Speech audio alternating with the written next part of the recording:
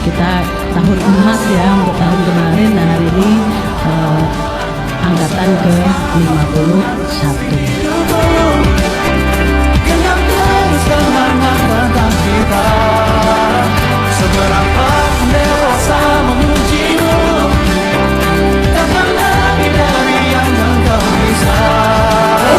Ang kisah kita